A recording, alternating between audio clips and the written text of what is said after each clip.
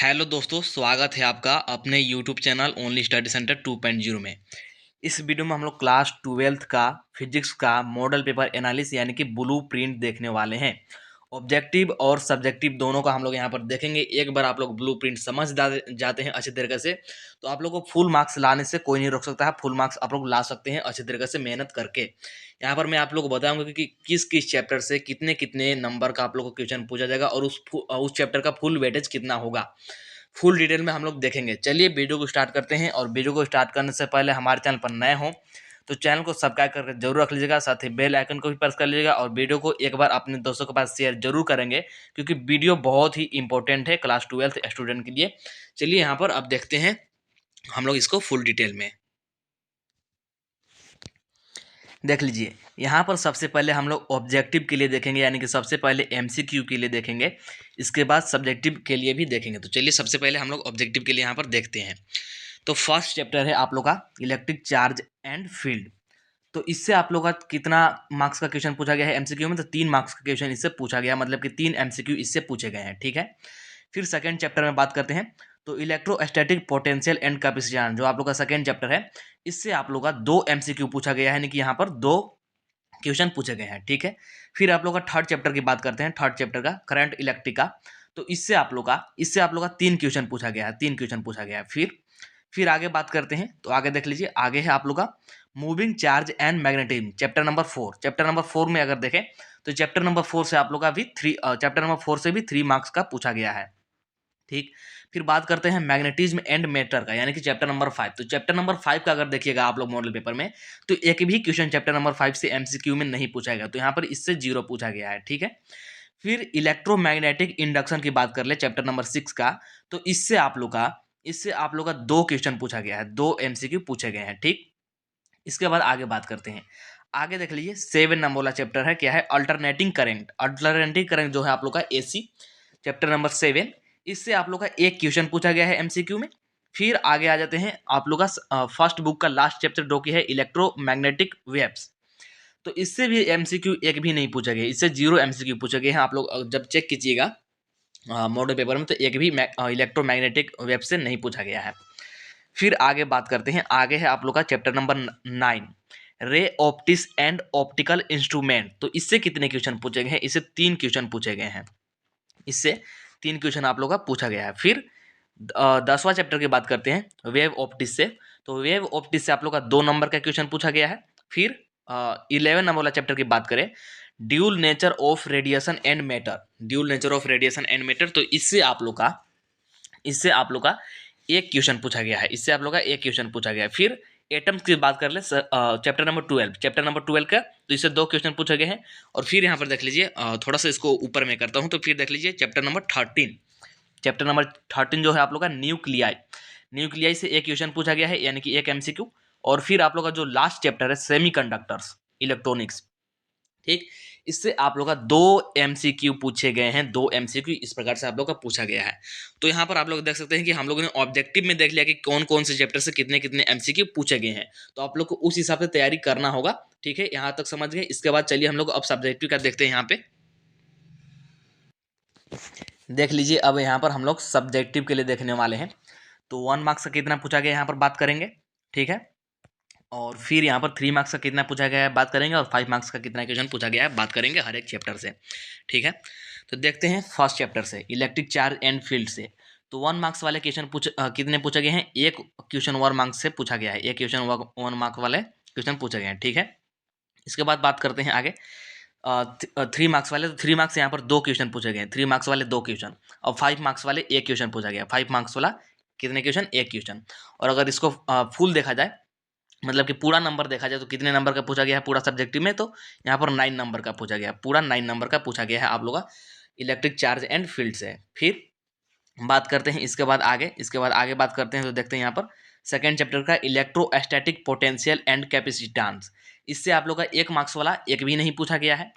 इसके बाद बात करेंगे आप लोग का 3 मार्क्स वाले, तो 3 मार्क्स वाले भी एक भी नहीं पूछा गया है। और इसके बाद बात करेंगे आप लोग का 5 मार्क्स वाला, तो ये भी एक भी क्वेश्चन नहीं पूछा गया है। मॉडल पेपर आप लोग खोल के देख लीजिए, एक भी नहीं पूछा गया है। तो मतलब सब्जेक्टिव में इससे एक भी नहीं डाला गया है, लेकिन हो सकता है कि आप लोग फाइनल बोर्ड एग्जाम में एक आध आ जाए क्वेश्चन, क्योंकि ऑब्वियसली ये मतलब चैप्टर तो हटा नहीं है, तो हो सकता है एक आध आ जाए, तो इसको आप लोग पढ़ लीजिएगा। लेकिन इसका वेटेज कम होगा, क्योंकि मॉडल पेपर नहीं पूछा है, तो इसका वेटेज ऑब्वियसली कम होगा।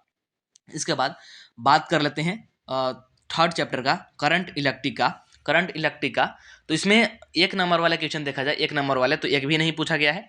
फिर अगर 3 नंबर वाले देखा जाए, तो 3 नंबर वाले में भी नहीं पूछा गया है, लेकिन 5 नंबर वाला में देखा जाए तो एक क्वेश्चन पूछा गया है। मतलब कि यहाँ से आप लोग का 5 मार्क्स का आएगा। ठीक, इसका वेटेज हो गया 5 मार्क्स। इसके बाद देख लीजिए 4 नंबर वाला चैप्टर, यानी कि चौथा chapter, moving charge and magnetism. तो मूविंग चार्ज एंड मैग्नेटिज्म में देखा जाए तो 1 मार्क्स का एक क्वेश्चन पूछा गया है। फिर अगर 3 मार्क्स वाला देखा जाए तो इसमें भी एक क्वेश्चन पूछा गया है, और 5 मार्क्स में देखा जाए तो इसमें भी एक क्वेश्चन पूछा गया है। तो इसका वेटेज कितना निकल के आ जाएगा, और सभी को जोड़ेंगे तो 9 नंबर इससे पूछा गया है। ठीक, फिर बात करते हैं चैप्टर नंबर 5 की, मैग्नेटिज्म एंड मैटर का। तो मैग्नेटिज्म एंड मैटर में देखा जाए तो 1 मार्क्स वाले क्वेश्चन एक पूछा गया है। और फिर 3 मार्क्स वाले देख लीजिए तो 3 मार्क्स वाले भी एक क्वेश्चन पूछा गया है। और इसके बाद बात करते हैं 5 मार्क्स वाला। तो 5 मार्क्स वाला इससे आप लोग का नहीं पूछा गया है, इससे आप लोग का नहीं पूछा गया है, तो इसका वेटेज 4 निकल के आ जाएगा। ठीक है, इसके बाद यहाँ पर देखते हैं सिक्स चैप्टर, इलेक्ट्रोमैग्नेटिक इंडक्शन। तो इसमें अगर देखा जाए सब्जेक्टिव में, तो 1 मार्क्स का एक क्वेश्चन पूछा गया है। अगर 3 मार्क्स की बात कर ले तो 3 मार्क्स का एक भी क्वेश्चन नहीं पूछा गया है, और ना ही 5 मार्क्स का पूछा गया है। तो ये इसका सब्जेक्टिव में वेटेज 1 नंबर निकल के आता है। फिर बात कर लेते हैं सेकेंड चैप्टर का, अल्टरनेटिंग करंट का। तो अल्टरनेटिंग करंट का अगर देखा जाए, अल्टरनेटिंग करंट का चैप्टर नंबर 7 का, तो इसमें 1 मार्क्स वाले क्वेश्चन नहीं पूछे गए हैं, 1 मार्क्स वाला क्वेश्चन नहीं पूछा गया है। और इसके बाद आगे देख लेंगे 3 मार्क्स वाले, तो 3 मार्क्स में एक क्वेश्चन पूछा गया है। और फिर आप लोग का 5 मार्क्स में भी एक क्वेश्चन पूछा गया है, तो इसमें आप लोग का 8 नंबर वेटेज निकल के आ जाएगा। तो इस प्रकार से अगर 1 से 7 नंबर चैप्टर तक देखें, तो सबसे ज़्यादा वेटेज किसका है, एक बार यहाँ पर हम लोग चेक करते हैं सबसे ज़्यादा वेटेज। तो देख लीजिए यहाँ पर 9 नंबर पूछा गया है, 9 नंबर का चैप्टर नंबर 1 से। तो चैप्टर नंबर 1 आप लोग को अच्छे तरीके से पढ़ना है, सिर्फ 9 नंबर सब्जेक्टिव में है, और ऑब्जेक्टिव में मैंने आप लोग को बताया कि 3 नंबर का ऑब्जेक्टिव से भी पूछेगा। तो चैप्टर नंबर 1 को अच्छे तरीके से तैयार करना है। फिर यहाँ पर देख लीजिए आप लोगों का जो चैप्टर नंबर 4 है, ये भी सबसे बड़ा चैप्टर है, तो इससे भी 9 नंबर का पूछा गया है, तो इसको भी आप लोग को अच्छे तरीके से तैयार करना है। फिर यहाँ पर देख लीजिए करंट इलेक्ट्रिक का, इससे बड़ा क्वेश्चन बनेगा सिर्फ एक ही, वो भी बनेगा 5 मार्क्स का। और फिर देख लीजिए जो आप लोग का चैप्टर नंबर 7 है, चैप्टर नंबर 7 इससे 8 नंबर का बनेगा।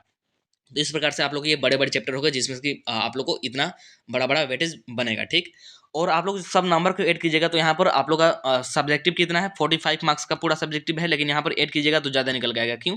क्योंकि बहुत सारे आप लोग को ऑप्शन दिए गए हैं कि मान लीजिए 9 क्वेश्चन दिए गए, उसमें से 6 क्वेश्चन कर रहे हैं, तो उस प्रकार से तो मैंने यहाँ पर सभी को मॉडल पेपर से लिया है, तो सभी नंबर यहाँ पर ऐड होंगे। तो आप लोग जब ऐड कीजिएगा तो ये आई थिंक 63 के आसपास आएगा, तो उसको आप लोग देख लीजिएगा। ये आपके पास ऑप्शन होता है कि आप लोग मतलब कि जो 9 में से कोई भी 6 क्वेश्चन चूज करके अपने हिसाब से आंसर कर सकते हैं, लेकिन मतलब इतना वेटेज है, हम लोगों ने ये देख लिया।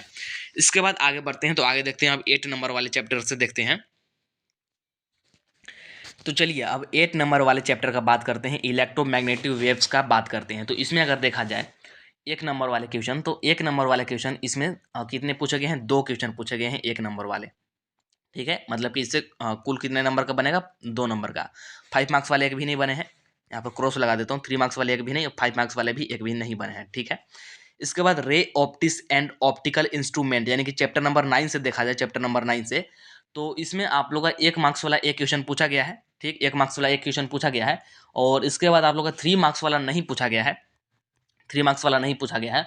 और फिर आगे बात कर लें आगे, तो आप लोग का 5 मार्क्स वाला एक क्वेश्चन पूछा गया है, 5 मार्क्स का भी एक क्वेश्चन पूछा गया है, तो यहाँ पर 6 नंबर का कुल पूछा गया है।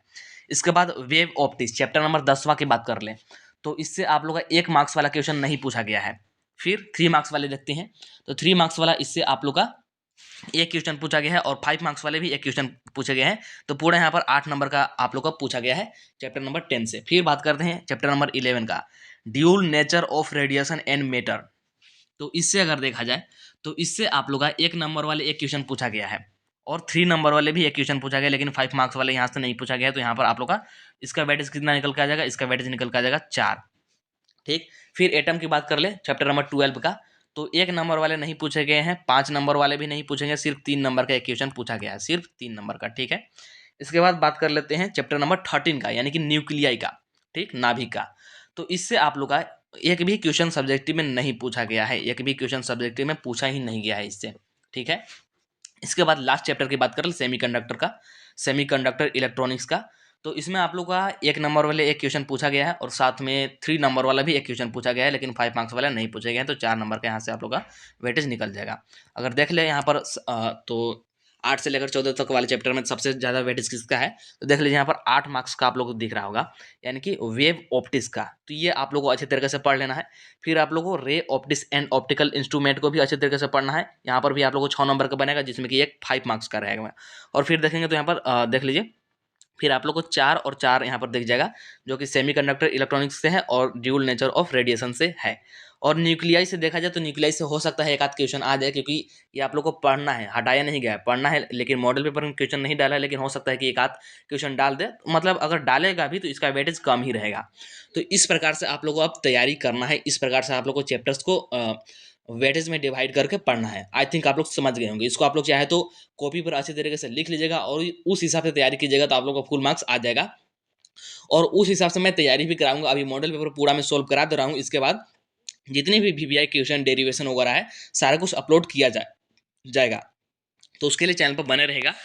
तो और ऐसे ही सारे सब्जेक्ट का ब्लूप्रिंट आप लोग को मिलेगा। अभी मैंने आप लोगों को यहाँ पर फिजिक्स का करा दिया, इसके बाद केमिस्ट्री, मैथ, सारे सब्जेक्ट का आप लोग को ब्लूप्रिंट मिल जाएगा। तो उसके लिए आप लोग को ज़्यादा टेंशन नहीं लेना है, लेकिन ब्लूप्रिंट बनाने में थोड़ा सा टाइम लगता है, मॉडल पेपर को पूरा एनालिसिस करके देखना पड़ता है, इसलिए थोड़ा सा टाइम लगेगा। तो उसके लिए आप लोग पेशेंस बनाए रखिएगा। चलिए फिर मिलते हैं नेक्स्ट वीडियो।